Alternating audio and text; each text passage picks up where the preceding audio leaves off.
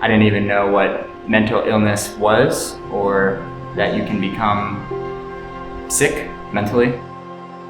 I was first introduced or became curious about mental health when I lost my mental health. So I'm diagnosed as bipolar. I was given that diagnosis when I turned 19 years old after I experienced what was called an episode of mania. And that experience led me to the psychiatric hospital, and I had some delusional thinking and an experience of psychosis and all these things. I had no idea what was going on. The closer I got to the hospital, the scarier things got. Just like everything was threatening. I was so overwhelmed by all of my thoughts of paranoia that I couldn't move, and I was physically paralyzed by the sensation of fear. And I had never felt something like that before, to not be able to move despite wanting to run away as fast as I could. I definitely wasn't in a good headspace. I could have done something terrible. I remember when I first got behind a wheel in a car, and that felt like the best opportunity for me to go. And luckily I didn't go for it. Yeah, I didn't think about that for a while. Yeah.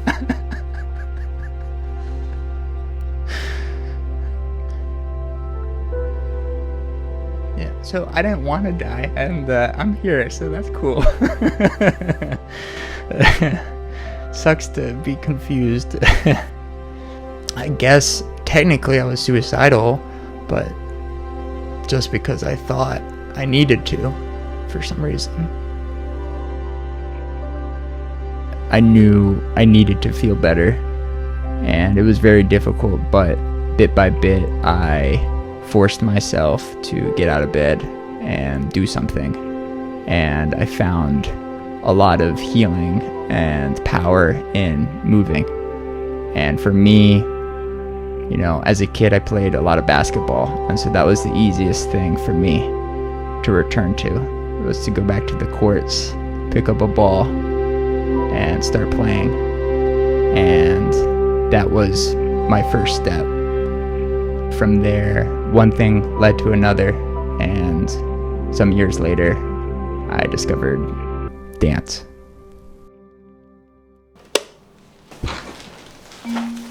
How did you start drug dancing? How did it begin? So it was about 5 years ago. I was with a roommate who I felt really comfortable around, and turned on the music and just started like moving my body, just sort of acting goofy and silly. And that was the first time that I had danced in about a decade, giving myself permission to just like move my body. And that was something fun and funny, and my roommate was laughing at me, and that was encouraging. After that experience, I was like, oh yeah, dancing is something fun. My roommate joined me, and then we recorded ourselves and shared this with other people in our apartment. And then there were about 10 or so different people who were dancing freely, like dorks, in our room.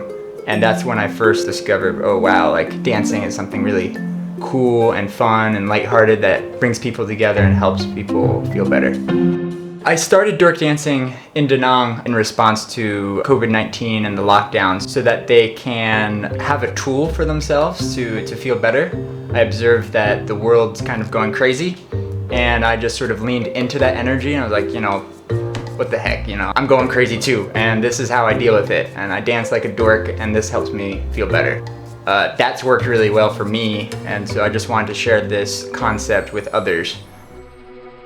My name is Ethan, and I am dork dancing for mental health.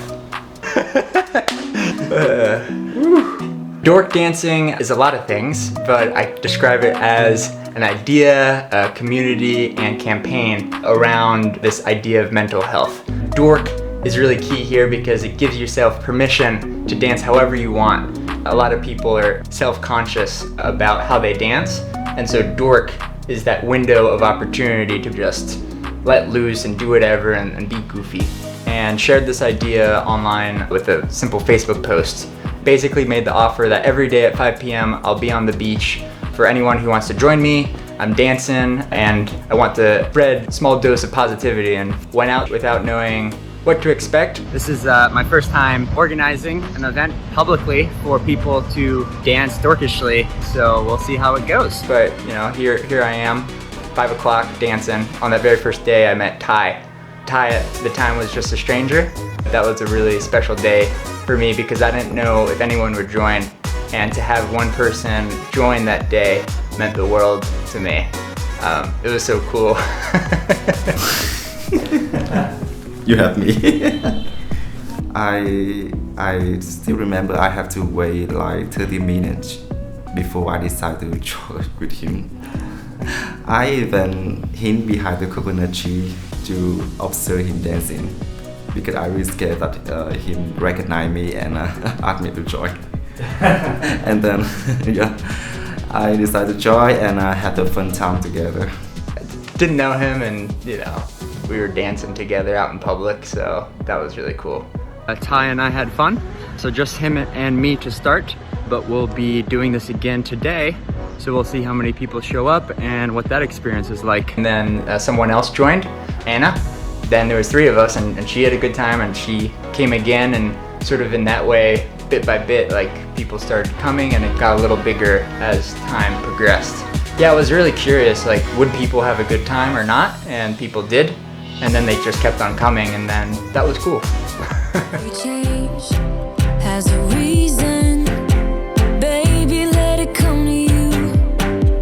Every soul, every season lives outside of status quo. If we stop believing we're meant to be, expanding our abilities. If the passion's gone, we are doing it wrong. Baby, you and I should start living now. With the whole world at our feet, we could stay or we could leave. There is nothing in between. So baby, we should start living now.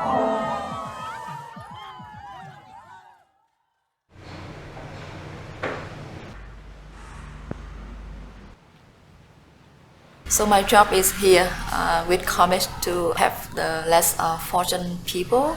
And first, I don't think Our Lady with Disability can dance in a very normal way.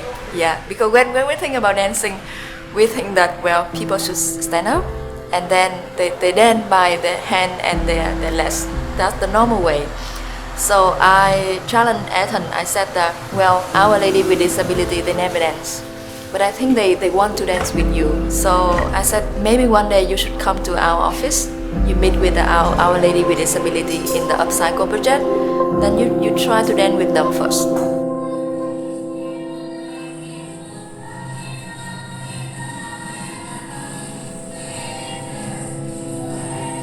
So it was so fun that day. He turned on the music, and then Our Lady, they danced with him, and they looked very happy with the dancing. Lần đầu tiên là bạn ấy đến tại đây, rồi cái tham gia mở máy điện thoại thôi, cái mà gắn la nó mở nhạc thích là đi bấm bài đó, cái cùng nhau hết cả nhóm nó còn múa cười vui lắm, có cái ảnh để lại. Rồi sau đó rồi về rồi Dung nó bàn với bạn đó, rồi cái bạn đó cho một ngày. We have so many different disabilities. Someone can move the leg, some cannot even move the hand. One just can be able to move this part, but they dance in the way they can dance. Shit, this is strange. This is strange. You're gonna shoot from there? The way I face myself in the camera. Hello everyone, my name is Ben. I'm from Hungary and I am door dancing for mental health. One day my friend just told me that, hey, it would be so nice to join door dancing, why not? And we went there and I had an amazing time. I had so much fun. At first it was of course full of stress, full of thinking about other people's judgments, full of awkwardness. But everything starts like this, right? So like this is the first step. You have to get through of this stage, then you can start to enjoy it. And that's exactly what happened there. And after that, I just wanted to go back and do it again and again and again and again. And 1 month later, I actually became one of the door dancing hosts.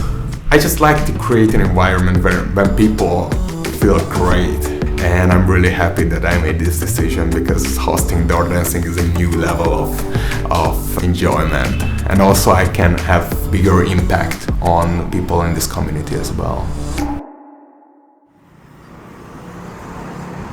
Now recently, with the new variant and everything, we've sort of been in intense lockdown for more or less 3 months, and it's been very difficult. So it's been a roller coaster ride with the lockdowns here in Vietnam. And you know, the human body and people are meant to move, and they're meant to interact and be with each other.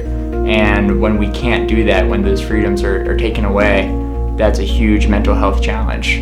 We aren't wired to just be alone in our rooms all the time. For us, and Dork Dancing increases the relevance of what we're doing and increases the urgency to continue providing dork dancing even during times of lockdown.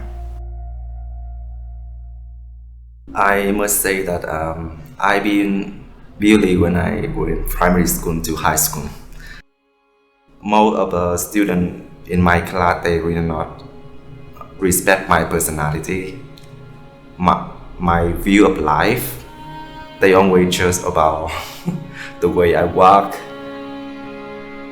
the skin I have, and my style and my hobby. It's really easy to lead you to suicide and depression. Sometimes it made me reflect, did I do something wrong to them, or did I have to fit myself?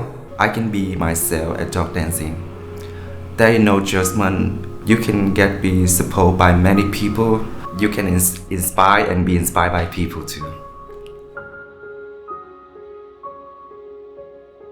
Somehow I think that I belong to this community, Dork Dancing.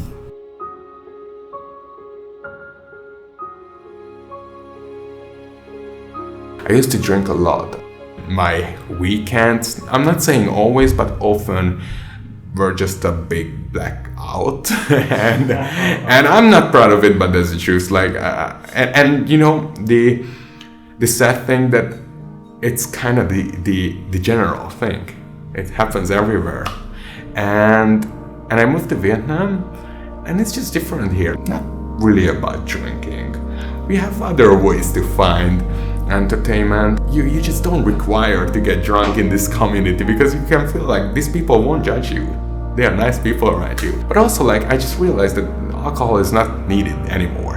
I don't say I never drink. Sometimes it's good to drink a beer or something, but I don't feel that I have to get drunk to achieve that level of freedom. I don't need it. I can go to the beach and dance alone, and I feel free.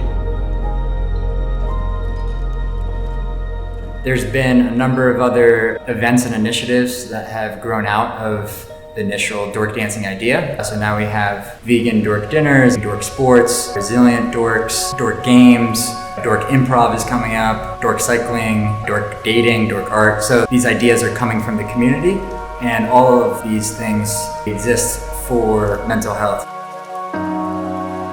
I'm also very curious about how can we spread dork dancing to other cities. I'm working to and identify and find people who might have an interest in dork dancing elsewhere. The process and journey of dork dancing is super fulfilling and rewarding, because I get to see this process of growth in other people so intimately. The journey and challenge of dance is also like challenge of anxiety, esteem, confidence, these types of things. Part of what dork dancing teaches is really anyone can dance, or really anyone can at least dork dance. No one say like that with them. No one come and say, well, you can dance, let dance with us. I cannot believe it can happen like that. It is so touching. is a really powerful thing to see. Super beautiful moments of just seeing people smiling and laughing and jumping, and seeing kids and parents, families, young, old, Vietnamese, foreign, all come together. There's been a really nice community that has grown from this dance campaign. So easy to be us. We lock ourselves up from the world we're lost. So easy to be us.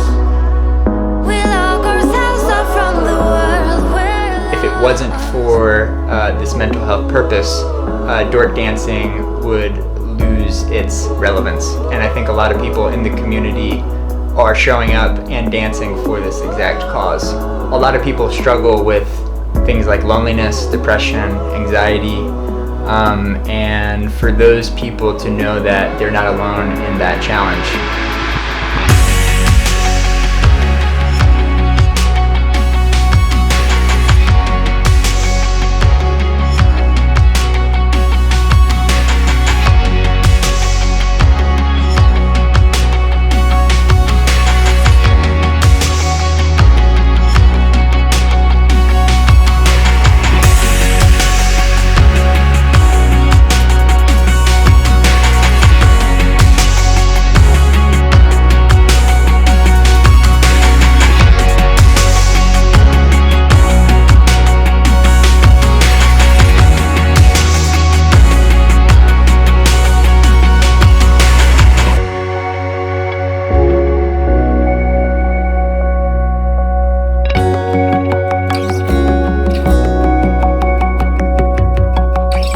Yeah, the vision and dream is to get the world Dork dancing, and I'm excited about the journey of what that might look like.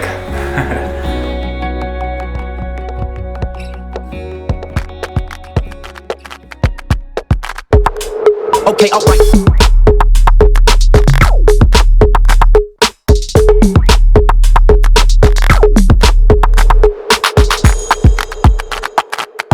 Why the half beard? Yeah. So I have a half beard for the same reason that I'm Dork dancing. Add it up. It really helps raise awareness for mental health. It's a great conversation starter. Also a reminder for me to not take myself too seriously. And then also, there's a funny stigma about having half a beard. A lot of people ask questions or might look at you funny and things like that. Okay, alright. My relationship to the half beard parallels my relationship to mental health. There's a lot of stigma in mental health, and it's really important to start talking about that. I think for those who are shy to dance, you can try Dork dancing no matter where you are, and it doesn't need to be with other people. You can start by yourself.